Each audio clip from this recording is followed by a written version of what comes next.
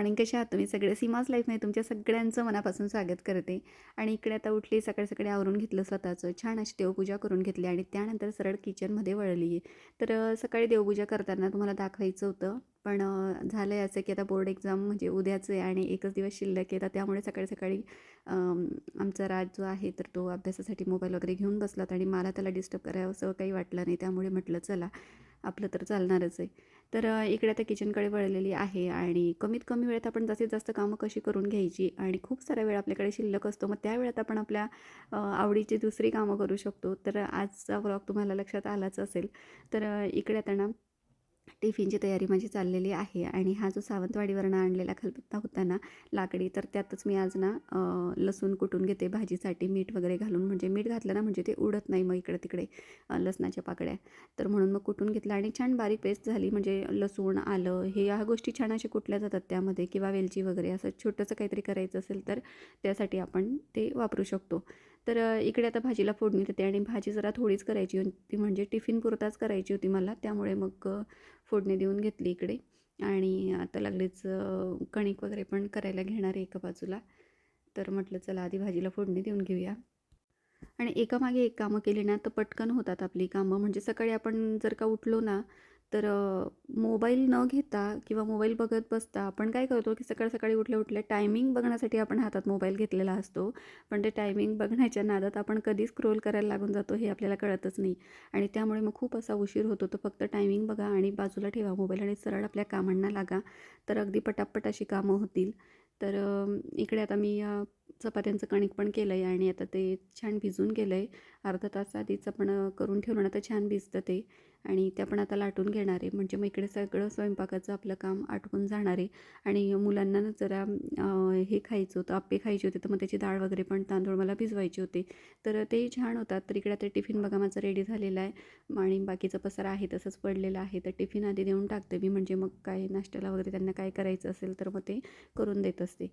तर इकडे आता नाश्ता पण त्यांना लागणार होता आणि ते म्हटलं की मी बाहेरून मागवू का नाश्ता, तर म्हटलं नको. तर आणि बाहेरून मागून मागून काय मागवणार होते माहिती आहे का तुम्हाला? पोहे मागवणार होते ते.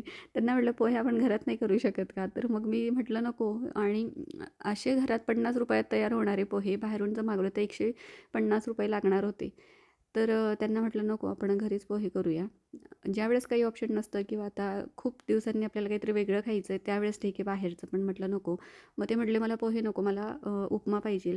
तर उपमा मग त्यांना करून दिला आणि उपमाची जी रेसिपी ना ती मी शॉर्ट्समध्ये टाकलेली आहे, तुम्ही नक्की जाऊन बघा. तर इकडे आता सगळं माझं स्वयंपाक आणि नाश्ता वगैरे सगळं आवरून झालं. तर म्हटलं चला थोडंसं इकडे स्प्रे करून दिलं, म्हणजे जे काही आता किचन ओट्यावर घाण आहे, म्हणजे जे पिठाची वगैरे किंवा बाकीची तर पण म्हणजे खराब होतच असतं किचन ओटा. तर त्यावर सगळं पाणी वगैरे मारून दिलेलं आहे आणि ते भिजेल तोपर्यंत इकडे जरा आता म्हटलं भांडी वगैरे पण आपण घासून घेऊया म्हटलं. तर आता वॉशिंग एरियात माझी भांडी ठेवलेली होती आणि मी ना इकडे हे पोळपाट पण धुवून घेत असते, रोजच्या रोज धुते. म्हणजे पोळ्या झाल्या की मी लागलीच धुवून घेते ते.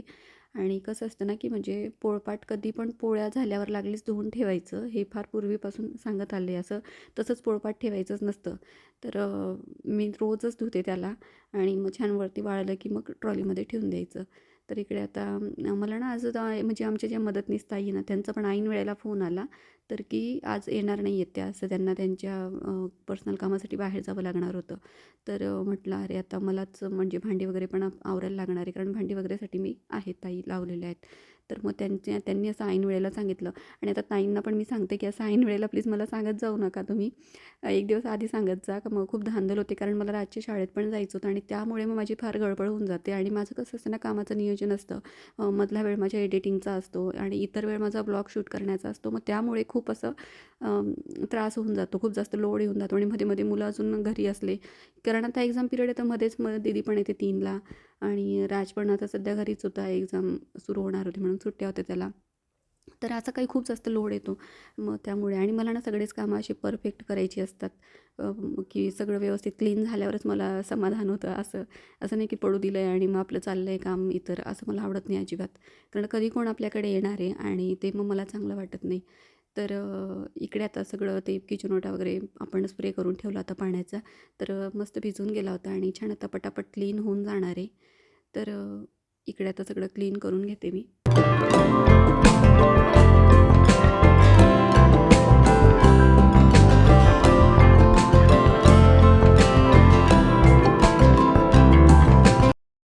इकडे किचन ओटा वगैरे क्लीन झाला ना, की मग मी सगळी जी वॉशिंग एरियातली भांडी ना, तर ती किचन ओट्यावरच आणणार आहे आणि तिथंच घासून घेणार आहे.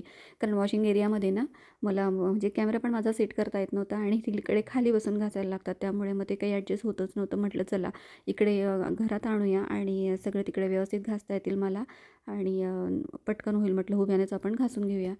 तर कारण आम्हाला ना दुपारून रातच्या म्हणजे शाळेला बघायला जायचं होतं. कारण बोर्ड एक्झाम असल्यामुळे दुसऱ्या दिवशी गडबड नको व्हायला म्हणून मग आदल्या दिवशीच मी जरा बघून वगैरे येऊया म्हटलं. कारण दुसऱ्या दिवशी मग डायरेक्ट आपल्याला शाळेत जायचं काम राहील.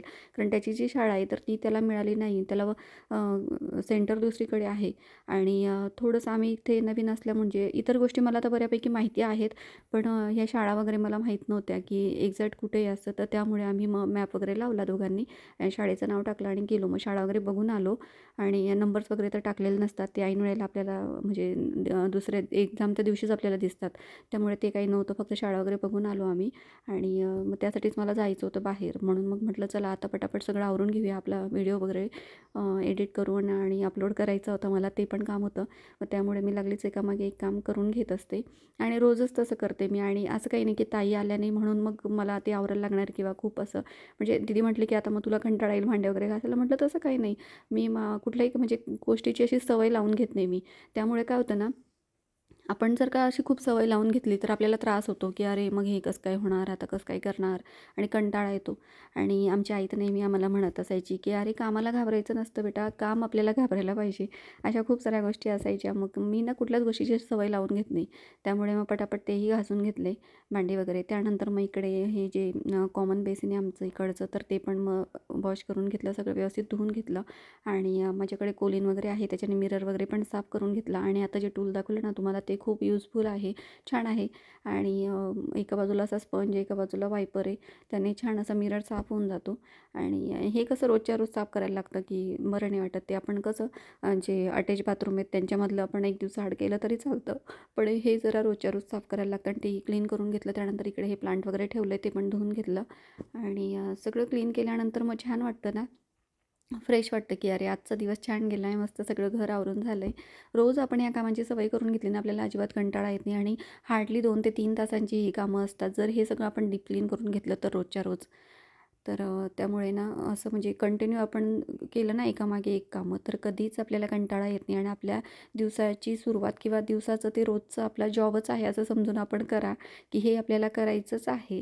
जसं आपली माणसं रोज ड्युटीला जातात ना, त्यांना माहिती आहे की दुसऱ्या दिवशी उठून आपल्याला एक्झॅक्ट 10-10:30पर्यंत ऑफिसला पोचायचं आणि संध्याकाळी 8ला यायचं आहे. तसंच आपणही समजा की उठल्याबरोबर ही कामं आपल्याला रोजच्या रोज करायचीच आहेत.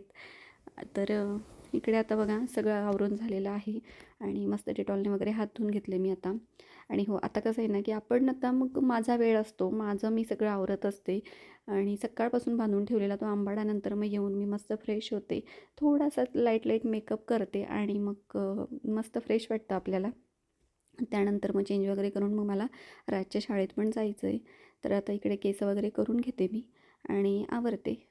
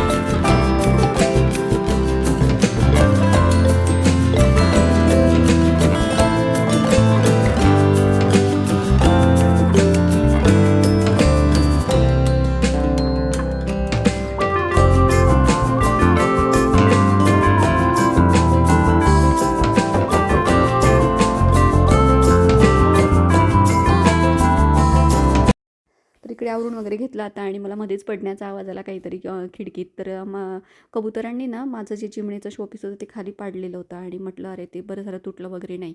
तर ते पण मी घेऊन आले आणि त्यानंतर मग बघूया म्हटलं कुठे लावायचं ते आता. आणि चेंज वगैरे केलं आणि निघालो राजच्या शाळेकडे. राजची शाळा बघायला जायचं होतं आपल्याला, म्हणजे सेंटर. तर ते बघितलं आणि इकडे तुम्हाला काही दाखवत नाही, कारण कसं आहे म्हटलं तुम्ही पोहोचून जाणार अजून राजला शुभेच्छा वगैरे द्यायला बोर्ड एक्झामच्या. तर तुम्हाला जर शुभेच्छा द्यायची असेल तर तुम्ही कमेंट्समध्ये जाऊ शकता नक्कीच. आणि त्यानंतर येताना मग बदाम शेक वगैरे घ्यायचा होता राजला आणि एका ठिकाणी थांबलो. खूप छान बदाम शेक मिळतो तिकडे. तर आम्ही काही तिकडे खाल्ला वगैरे नाही, आम्ही घरीच आणलं पार्सल म्हणून, कारण दीदी पण घरी होती. तर त्यामुळे मग बघू शकता छोटीशीच गाडी आहे पण छान मिळतो तिकडे. तर आता राजला शुभेच्छा देऊया उद्यासाठी आणि आजचा व्लॉग इथेच संपूया. आणि आजचा व्लॉग तुम्हाला कसा वाटला नक्की मला कमेंट्समध्ये सांगा आणि असेच व्हिडिओ बघत राहा. व्हिडिओ आवडला असेल तर लाईक शेअर सबस्क्राईब करायला विसरू नका. भेटूया पुढच्या वेळेस.